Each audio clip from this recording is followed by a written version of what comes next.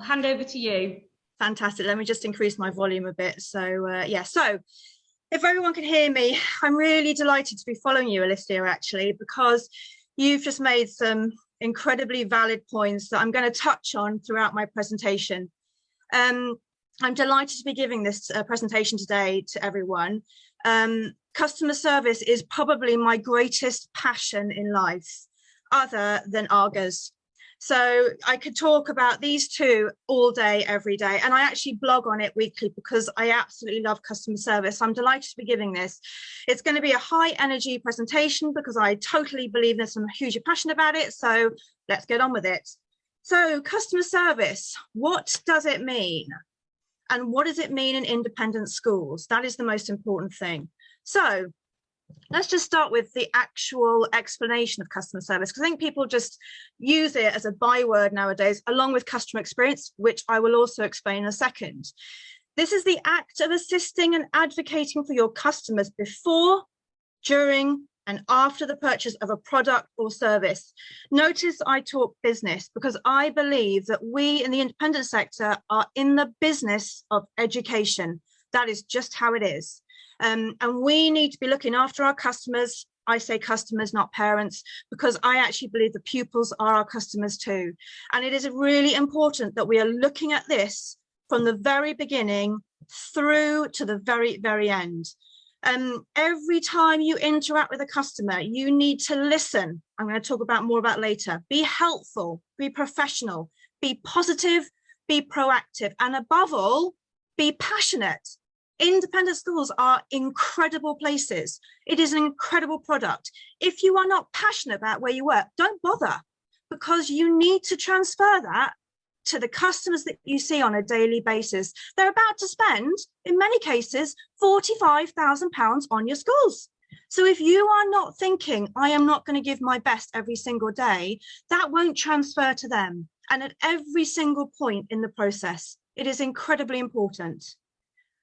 So customer experience, what's the difference? It's all the ways a customer interacts.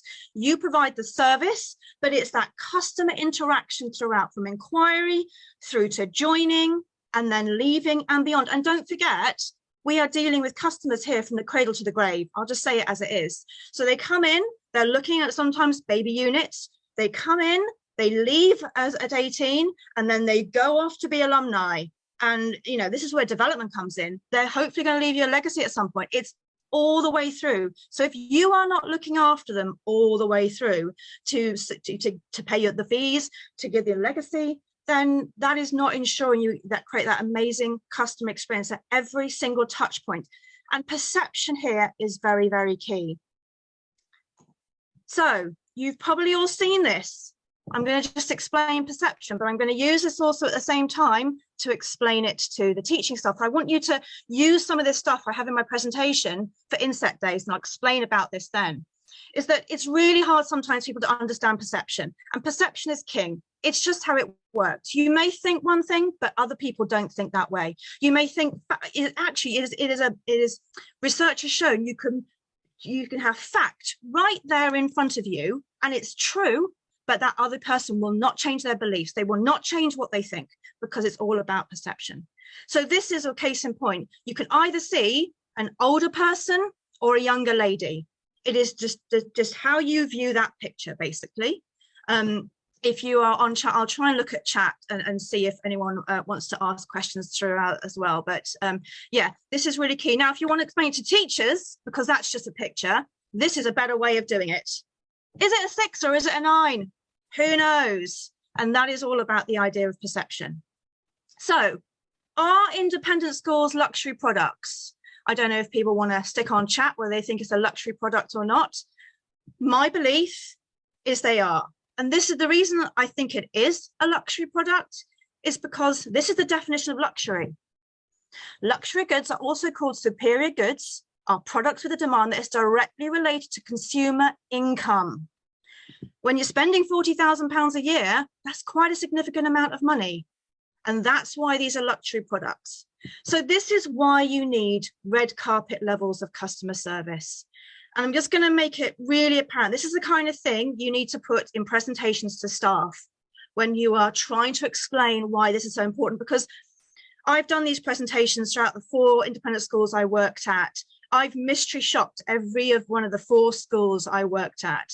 I have looked at customer service. I have done inset days. I have been called neurotic about talking about this. You name it, but I've got quite a thick skin. So because I believe in this, and I have seen the marginal gains to recruitment numbers through implementing incredible customer service, I know what I'm talking about really, really works.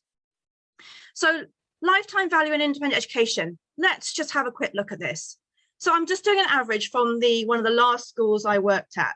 On average, this is the termly fee. If you go from day up to boarding, in between, you times that by 3, you times that by 14 years. That is a lot of money. Even in the South, people in the South, there's a different standard of living. It's a lot of money. And this is why we need to be giving people that red carpet customer service. How can you not practice it? How can you not practice it when this kind of money is at stake? And this is not including the donations that they hopefully will give, because you will retain them as alumni and you will engage them going forward well up into the 7th level of legacy giving. Generally, really, families can just go down the road, get it for free, buy tuition, buy school clubs and activities, while still enjoying their Range Rovers, Teslas, 3 holidays, second home, shopping, dinners out, coffee and life experiences. That's just how it is. They could get it for free. Now, I know what you're thinking, and I agree. You can't buy confidence, you can't buy context, you can't buy all those other things that those independent schools provide. But this is just the Billy Basic thing. This is what they are. This is what they can do. And nowadays, with the millennials coming through, experiences are a big deal. You know, they do want those nice things as well as trying to afford the independent education. So you're fighting even harder for people now. So this is I've nicked from Don Moon. He knows I nicked this and I always talk about this. So this is how schools were then. Parent, educator. Quite simple. I'm now going to nick another phrase from Mark Taylor. Little Sally would rock up the school gates, be dumped there for an entire term. School would look after her and she'd come back for Christmas. Not anymore, because now this is the relationship we have. Parents are the buyers. They can spend their money anywhere. And educators are the sellers. It is not educators anymore. Everyone has to be able to sell in some form. Yes, marketing lead on it, no question. But everyone has to be able to sell. So it's really interesting to hear Alicia talk about the 3 different types of heads, because I've encountered all 3. And you do get parents and you thinking, gosh, my question wasn't answered. I didn't get a word in edgeways. And the registrars have to work really, really hard to host these tours to ensure they are filling the gaps. So they are quite like these super hosts, actually, trying to fill in those gaps, make it work, to ensure that those people, those families, those customers leave with the best experience and the best feeling of their school, because they can get it down the road, they can go elsewhere. And if you're in the international market, it's not just, the UK, you've got Australia and you've got Canada and America, all these places around the world that have seriously guerrilla marketing tactics to get kids into their schools, So you are really competing on a whole new level. So if you're not practicing customer service and creating a great customer experience, you are missing out on it, because I firmly believe if you have great customer experience in place, that great customer service at all points, that is your marketing. You could be spending massive amounts on marketing, massive amounts on advertising, but actually the easiest thing to control is what's inside the organization, that experience, the people who interact with all your customers, the head at the top, encouraging him ways to sort of interact, and actually the marketing and registrar teams do act always as these sort of go-betweens, and you have to be honest with your head. You really do. And I'm a big believer that you can then, if you're honest with your head, you can then get them to really deliver really, really well. And I'm not saying all heads or already, we're not all perfect. None of us are perfect, but you're just trying to do the best you can to ensure this fantastically seamless experience. Now, I don't know if it's going to work. I was going to do a bit of audience participation because I really believe in this. Because I don't want you to just talk to me. You're going to listen to me the whole half an hour. I really want you to engage with stuff. So I don't know if this is going to be able to help, but let me just pose a question to you all and have a think. What is the single biggest reason a business loses customers? Is it A, new competition? Is it B, indifference of one employee? Is it C, word of mouth? Or is it D, dissatisfaction with the product? Alicia, David, I made you help. If you will go on to chat quickly and put what they think, I might actually just see what people think. Is it A, B, or C? So go into the chat and just put what you think, everybody, quickly. And I'm just going to run down it quickly now. And everyone out there in the audience, if I shout out in a minute A, B, C, or D, you can collate it, Alicia, and we can have an idea about what people think. So is it A out there? Oh, we've got lots of D's, C's, C or D. I'm loving this. This is good. A few B's. Driving me mad. I personally would say C, but right. D. What does your audience think? A, B, or C, or D? There seems to be a lot of D's. Yeah. So it seems to be between D, C, and B. Nobody's mentioning A. Excellent. This is good. I think the winner's probably D. Yeah, I think it is. Right, everyone. This really does actually make people shocked when I tell them this. This is the reason. It is the indifference of one employee. Now, I'm not going to go on about, I'm a customer service nut. I think my husband gets totally fed up with me when I go places because I can't stop it. It's always in my brain. I go to hotels, to restaurants. I even actually email restaurants in advance to tell them that I'm a customer service nut and I want a great experience because I'll be disappointed. It gets to that level of customer service requirements because I don't want to spend my hard-earned money and be disappointed. I will not name one Michelin star restaurant I went to that disappointed me beyond anything. And yeah. And then I actually emailed another one I went to and told them, and they gave me an amazing experience. So I wasn't disappointed, thankfully. But yeah, it's the indifference of one employee that actually makes this the situation. And this is the graph that shows it. There you go. You know, yes, I know we don't want people dying on us, but obviously the attitude of an employee is massive. And it was actually this point when I was called neurotic. I won't tell you which school either, or which type of teacher it was. But yeah, I was called neurotic about this. But then in that school, I did an inset day. Obviously, I'll explain a bit what I did. And actually, people started to realize that this being positive, being professional, being helpful was the key to recruitment and growth, you know. And actually, it really started to work, which was amazing. Now, I'm not saying no one's superwoman or superman here. We're not going to get everyone on board at every moment of the time. But if you can try and encourage it, and I'll give you a few tips to how to do that, this is going to be absolute game changing for you. Just a few other bits. This is really important. I'm going to talk about feedback because mystery shopping really does help with this kind of thing. You shouldn't be afraid to mystery shop, as Alicia said. It really does give you feedback. And I don't think marketing should ever be afraid to get feedback, because in the end, it allows you to be better or be the best. And that is really, really important. So take it as really positive feedback, because that allows you to make changes. In fact, I had it at one of my schools. I had a gentleman come around with a friend from Asia somewhere, way back before COVID. And he said that we were the worst school in terms of the customer service visitor delivery. I just started, and he explained why. And he'd been to other schools and he explained what they did. So what we did is instantly shift a few things, change things around. He came back a year later with the same friend for the younger son and told us that we had delivered the best visit and customer service. So it does work. And that is really, really key, to take on that feedback and drive it into your marketing. And the great thing is that marketers really can do. We're very, very flexible, registrars too. And you can input that and you can get it into your plans and strategies straight away. So what does embedding a luxury product service in your school look like? So this is where I do have to say at this point, marketers do have to work really, really hard at this. It is not easy. It's not overnight change. We're talking oil tanker territory now, turning. And you do have to work hard. I don't believe in the 6 of one, half dozen of the other here. I'm afraid marketers and registrars have to do a little bit extra.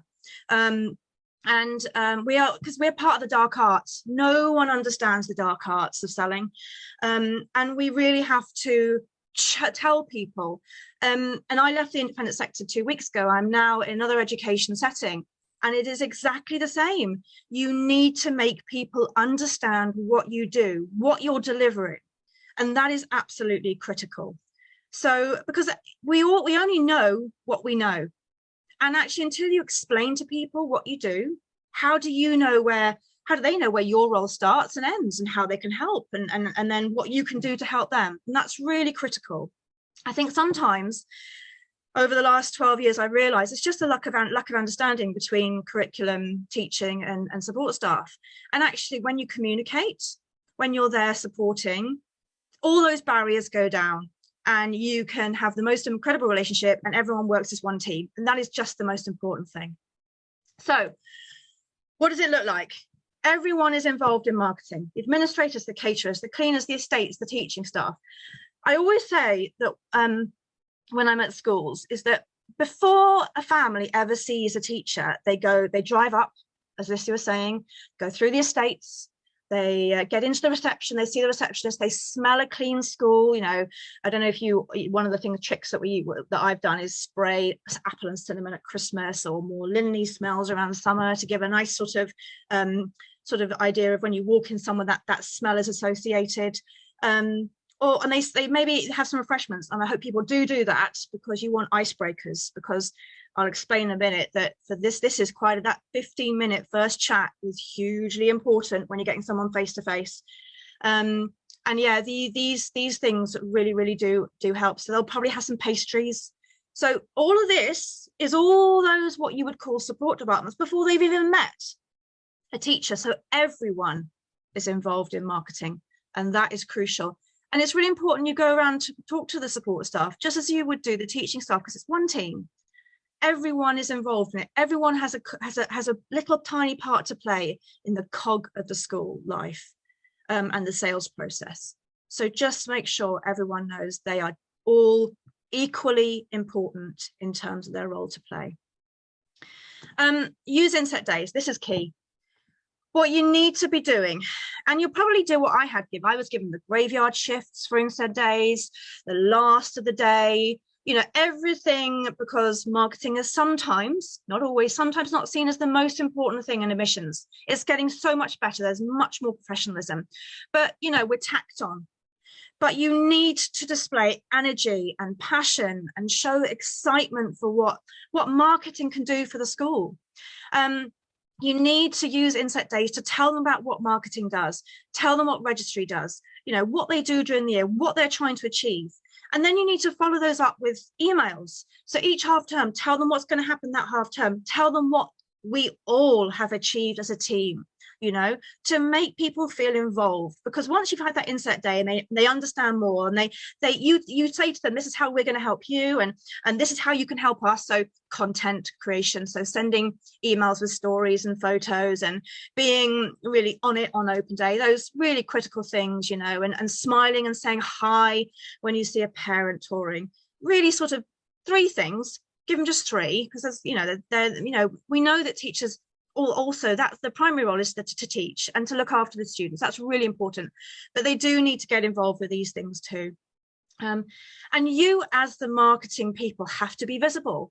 Go and do walk rounds, go and say hi, go and speak to people, show that you care, show that you're there to follow up on queries or instances. That's really, really crucial to make them feel loved and supported. And you will get lots back by doing that. And have a real can-do attitude. That's really, really important. I know it's not easy every day. And I know sometimes you'll be thinking, oh God, oh no, your husband's annoyed you, or, your mother's not well, or something's happening. But, on that day, a customer doesn't know that. And to be frank, they probably wouldn't really care. You've just got to be on it. You've got to be there on it all the time and having really, really positive. And that's hugely important. As I say, you've got to be can-do, be positive. I am so behind these. These are the most important things for me when dealing with people. And you can embed that by being helpful. You've got to be a leader yourself. So, if you say you're going to do something, do it. You have to deliver. You have to show, you have to lead by example. So don't promise things you can't deliver. Always do stuff when you say you're going to do it. I cannot tell you more importantly how important that is. You have to champion this. There always has to be a champion for everything. And this falls to marketing directors to do that, and heads as well in a combined approach. And it has to come from the top. Say thank you. It is the most underused phrase. This is how you get people to help you with things. I always used to give box of chocolates to support teams individually and teachers in the common room. It is a way of saying thank you for being there, being on show, helping, engaging. You cannot underestimate the power of thank you. And as the results do come in, when you get all this engagement, people are understanding what you do, you organise these, meticulously organised visits with, as Alicia said, proper emails before you send things out, with proper details and really good instructions and care taken to want the people to find the right place to come to and to say that we're looking forward to meeting you and all of those things. And you should do that, in my opinion, the day before, and then you send it out a week before. You get it the day before, just so they know that you're coming and that you're going to make that time available for them tomorrow. And then people will buy into it. They may call you neurotic to begin with, but they will buy into it after a while. This is what I firmly believe. When people ask, what do you do? Whatever it takes, I'm not saying do things that are legal or immoral here. I am saying do things within your remit to get the job done. Whether it's, for instance, I got to the stage where we did have some families who saw us early, but then went off straight to another school. So I was thinking, no, they're going to taste my food. So we prepared luxury packed lunches for them that they could take away and they could try our food. That's really important. And these little things, you go that extra mile because it does make your school stand out and allows you to feel like that allows them to feel that they are the most valued people, and you are giving that excellent customer service and experience at all times. I want to talk about listening.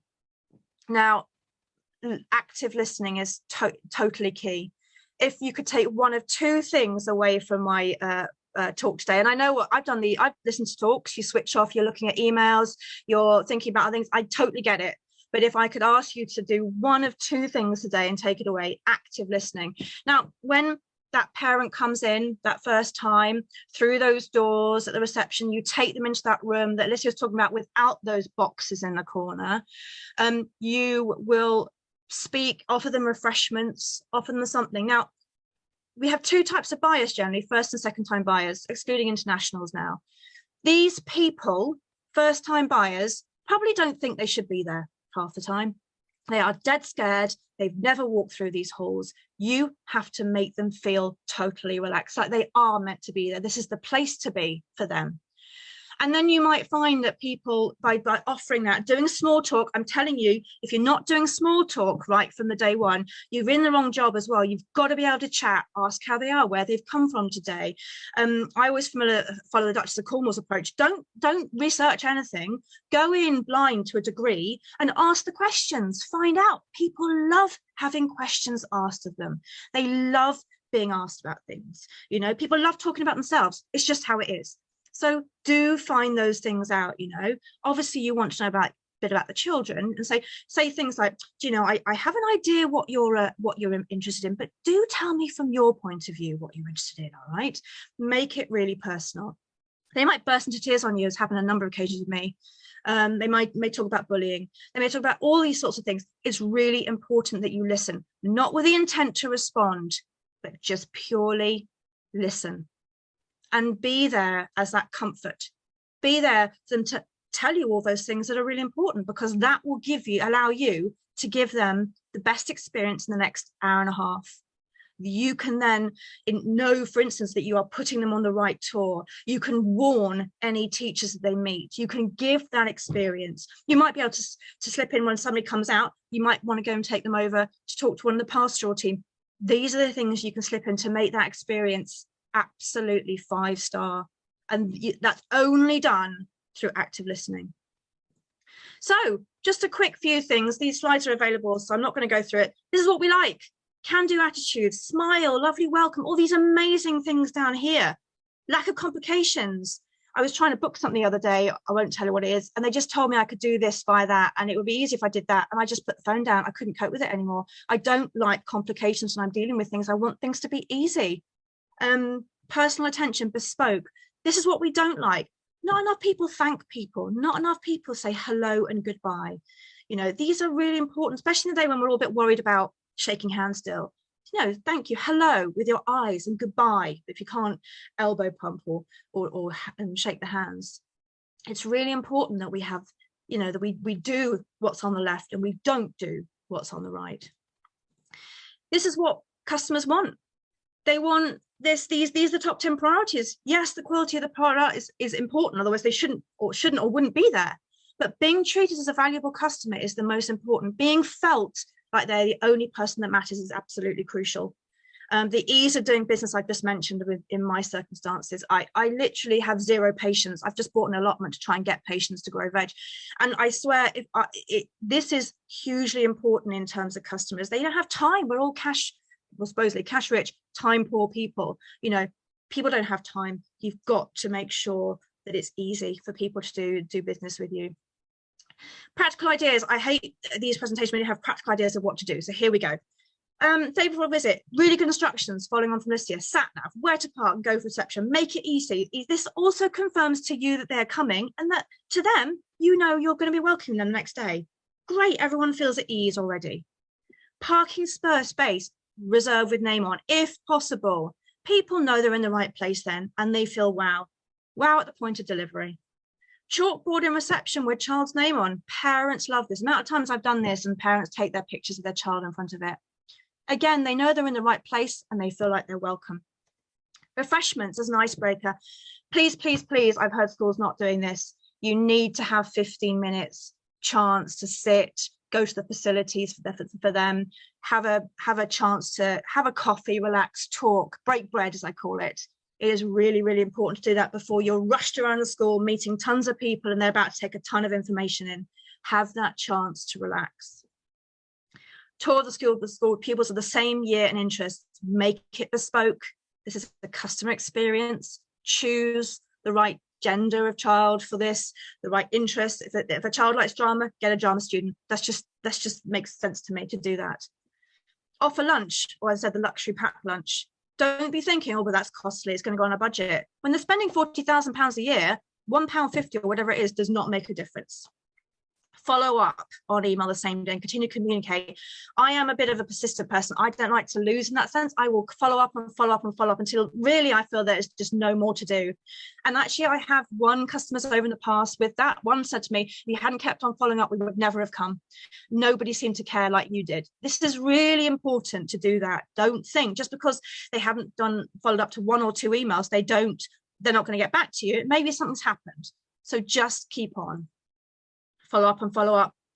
If again, it's one of the other things you take from this, it is absolutely crucial. Personalized emails and telephone calls. Alicia is right. Sometimes I feel we're going a little bit too far on these sort of, automatic emails and that push out, but it's got to be personalized, especially when you're spending £40,000. I mean, when you go to places like Dubarry or whatever, they offer fizz when you go to their stores. It's that personalized approach. It's exciting, You should be doing that personal thing all the time, those things to really get your customers excited with your product. Telephone call if needed. If you don't take anything else other than active listening and time, the most important thing you can give people is time. I know people say I'm too busy. That's just the worst phrase in the English language, other than we've always done it this way. Time is crucial and critical you give, because in the end, it is going to be the thing that wins over those parents. On average, it takes about 2 full days on average, so 14 hours to get somebody from inquiry through to joining. If you're doing it right, on average, it does take time. And I've worked this out before in terms of ensuring you have the right staff to help you in terms of the outputs. So it is important that you are giving your time. Other ideas quickly, I know I'm running out of time. When they sign up, you're not over the line yet. They're not coming until September. Don't leave it there.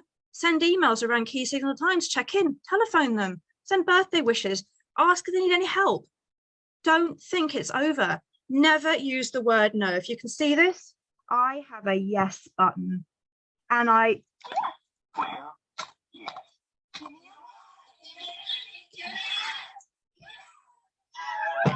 I'm a big believer in yes, never say no. SLA for your school. And yes, I know teach my thing, but I teach, I can't respond.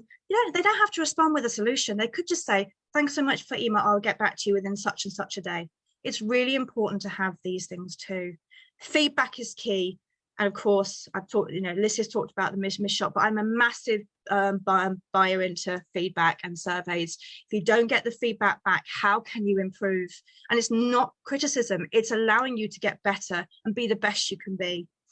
Share your ideas when you're networking. Great place, things to read. Amaze every customer every time. I'm a massive fan of Shep Hiking. If you've not read his stuff, oh my God, it transforms your life regarding customer service. He is brilliant. Persuade, if you want to talk about negotiation and persuasion.